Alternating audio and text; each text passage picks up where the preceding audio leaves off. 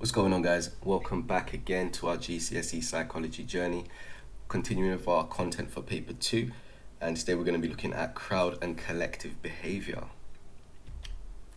So starting off with, we're going to be looking at the Reicher study from 1984, which is on crowd and collective behaviour. What was the aim of this study? Well, the overall aim of the study, of Stephen Reicher's study, was to investigate crowd behaviour and to challenge the idea that crowds are irrational, violent, and lose self-control, as suggested by the idea of deindividuation.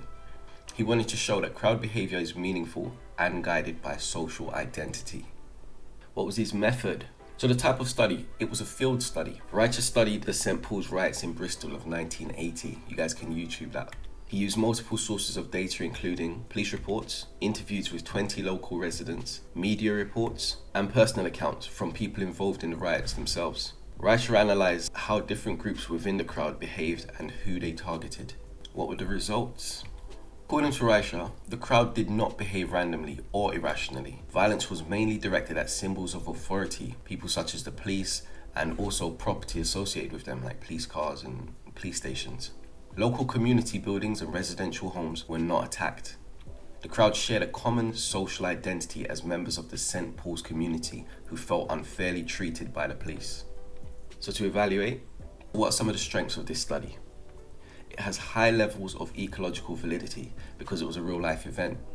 It used multiple data sources, increasing the reliability through triangulation. It challenged the oversimplified views of crowd behaviour and added depth to understanding social identity. What about the weaknesses? Well, it lacks control, as it was a natural event and could not be replicated. You don't want to go and start a riot somewhere. Possible researcher bias, as Reicher interpreted events after they occurred. Ethical issues, as participants did not give informed consent. So to conclude, Reicher concluded that crowd behaviour is not mindless. Instead, people in crowds act according to shared social norms and identities. Crowd behaviour can therefore be rational and meaningful, supporting social identity theory rather than traditional deindividuation explanations. So what are some of the social factors when it comes to crowd and collective behaviour? Well, back to the idea of deindividuation. So that's the idea that there is a loss of personal identity when being part of a group, that people feel anonymous and less responsible for their own actions. And this can lead to antisocial behaviour, things like rioting and online trolling. It can also lead to positive behaviour if group norms are positive ones, things like fundraising and help within communities. Social loafing. So what is that? It's the idea that there's reduced effort when working in a group compared to working alone, and it occurs because responsibility of that task is shared. It's more common in large groups as individual effort is less noticeable, and this can be reduced by giving clear roles and increasing accountability amongst the group members. How does culture affect it? So we have shared beliefs, values, and norms of a society, and this influences how people behave and interact with each other. Individualistic cultures, for example, like the UK, focus on independence and achievement, whereas collectivist cultures focus on group harmony and cooperation. Social loafing is less common in collectivist cultures and more so in individualistic cultures. Dispositional factors.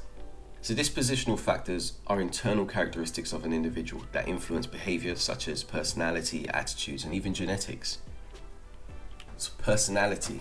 So these are the stable traits that affect how a person thinks and behaves. Examples include extroversion, agreeableness, and conscientiousness. Aggressive or impulsive personalities may lead to antisocial behaviour. Shy or anxious personalities may lead to withdrawal or conformity. Attitudes.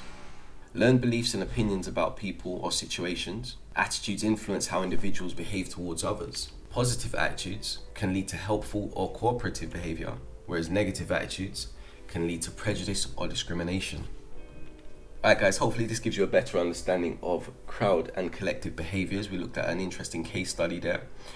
So tune in for the next video. We're going to be continuing our journey on our paper 2 content for Psychology GCSE. So if you haven't already, like and subscribe, and I'll catch you guys in the next one. Peace.